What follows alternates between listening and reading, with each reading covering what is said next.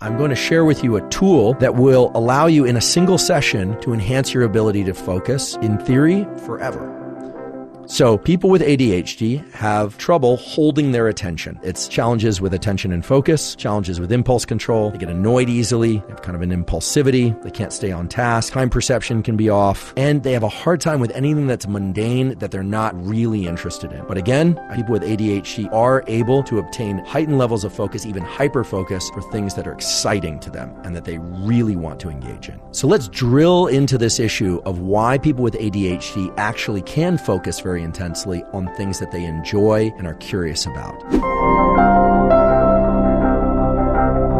Now, enjoyment and curiosity, from a neurobiological perspective, they have a very clear identity and signature, and that's dopamine. Dopamine is released from neurons. It's what we call a neuromodulator. And in particular, dopamine creates a heightened state of focus. It tends to contract our visual world, and it tends to make us pay attention to things that are outside and beyond the confines of our skin. You have all these senses coming in, and you can only perceive some of them because you're only paying attention to some of them. Dopamine, when it's released in our brain, tends to turn on areas of our brain that narrow our visual focus and our auditory focus. So it creates a tunnel of visual attention that's very narrow. Whereas when we have less dopamine, we tend to view the entire world. We tend to see the whole scene that we are in. We tend to hear everything all at once. And I wanted to discuss two general types of neural circuits that dopamine tends to enhance. The first one is called the default mode network. The default mode network is the network of brain areas in your brain that is active when we're not doing anything, when we're just sitting there idle at rest. The other set of circuits are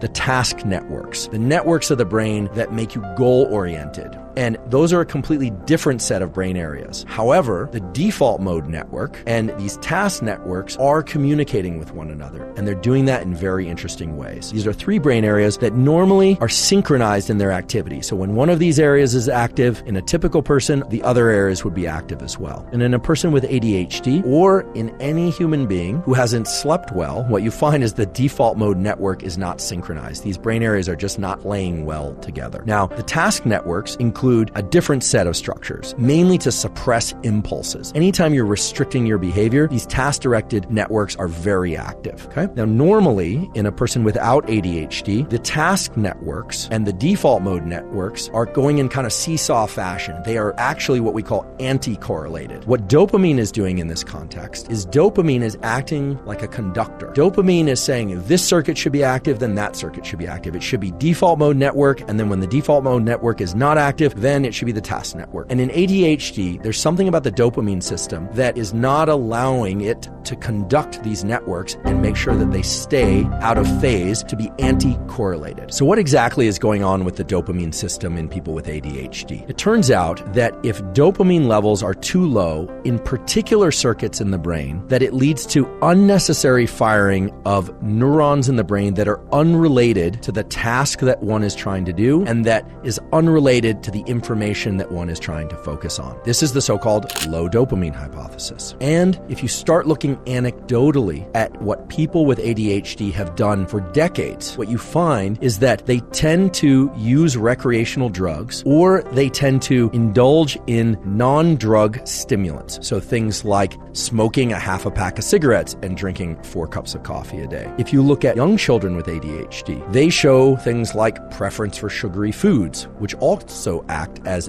dopamine-inducing stimulants. When somebody with ADHD takes that drug, it turns out they actually obtain heightened levels of focus. Their ability to focus on things other than things they absolutely care intensely about goes up. Likewise, children, they tend to be calmer. They tend to be able to focus more. So dopamine and low levels of dopamine apparently are what's wrong in people with ADHD. That dopamine hypothesis is what led to the idea that treating people with dopaminergic compounds would somehow increase their ability to focus. And if you look at the major drugs for the treatment of ADHD, they all serve to increase levels of dopamine, in particular dopamine in the networks that control task-directed behavior and that coordinate the default mode network and these task-related networks.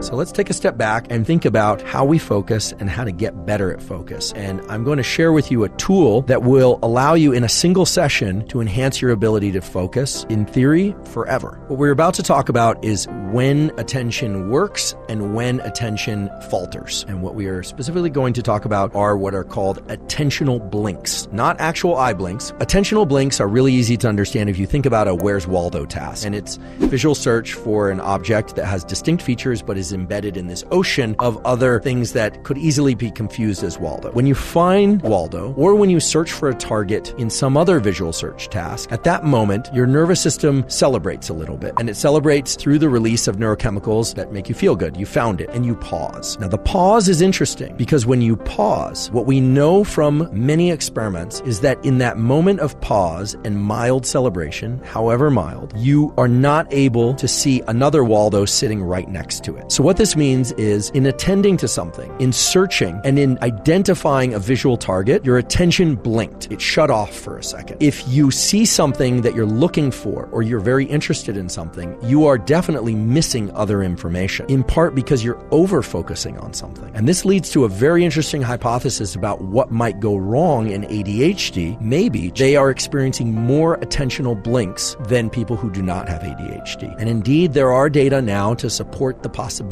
that that's actually what's happening. So what they really need is this property that we call open monitoring. First of all, your visual system has two modes of processing. It can be highly focused, a soda straw view. However, there's also a property of your visual system that allows you to dilate your gaze to be in so-called panoramic vision. Panoramic vision is actually mediated by a separate set of neural circuits going from the eye into the brain, and it's a stream or set of circuits that isn't just wide-angle view. It also is better at processing things in time. Its frame rate is higher. You can use panoramic vision to access the state that we call open monitoring. When people do that, they are able to attend to and recognize multiple targets. So this is something that can be trained up and people can practice whether or not they have ADHD or not. What it involves is learning how to dilate your gaze consciously. That's actually quite easy for most people. You can consciously go into open gaze and then you can contract your field of view as well. That might not seem like a significant or unusual practice or that it would have any impact at all, but remarkably, just doing that once for 17 minutes significantly reduced the number of attentional blinks that people would carry out. In other words, their focus got better in a near permanent way without any additional training.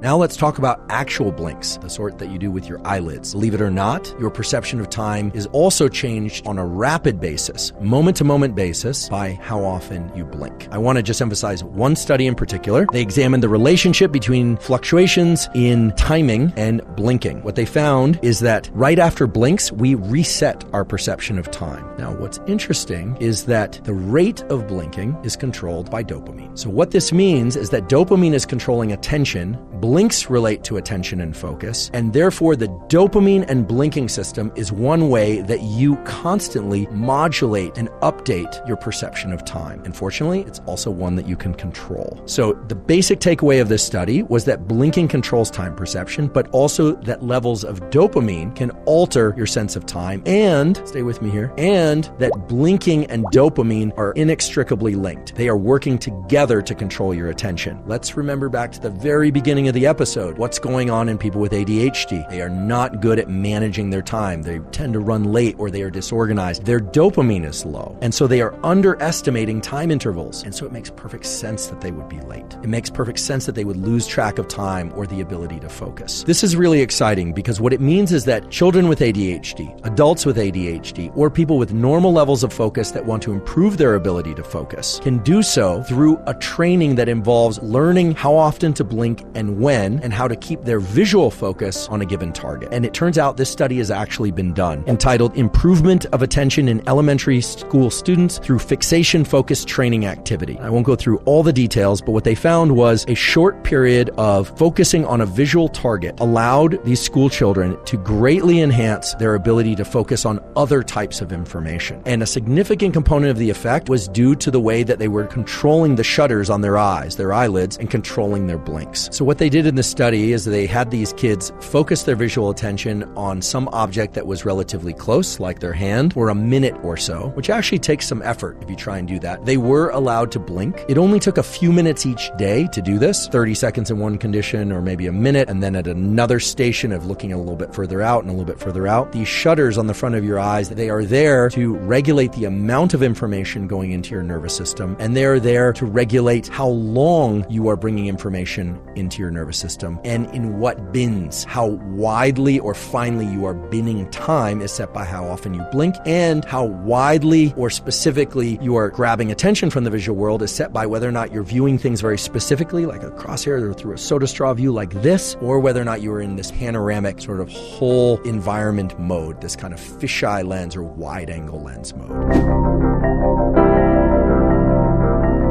Everybody nowadays seems to have a smartphone. They grab our attention entirely, but within that small box of attention, there are millions of attentional windows scrolling by, right? So just because it's one device that we look at does not mean that we are focused. We are focused on our phone, but because of the way in which context switches up so fast within the phone, it's thought that the brain is struggling now to leave that rapid turnover of context. Even though there are trillions, infinite number of bits of information in the actual physical world, your attentional window, that aperture of constriction and dilating that visual window, is the way in which you cope with all that overwhelming information typically. Well, within the phone, your visual aperture is set to a given width, and within there, your attentional window is grabbing a near infinite number of bits of information, colors, movies. And so the question is, does that sort of interaction on a regular basis lead to deficits in the types of attention that we need in order to perform well in work and school relationships, etc.? And the short answer is yes. We are inducing a sort of ADHD. I'm not here to tell you what to do, but I think whether or not you have ADHD or not, if you're an adolescent, limiting your smartphone use to 60 minutes per day or less, and if you are an adult, to 2 hours per day or less, is going to be among the very best ways to maintain your ability to focus at whatever level you can now. And as I always say, most of the things that we get recognized for in life, success in life, in every endeavor,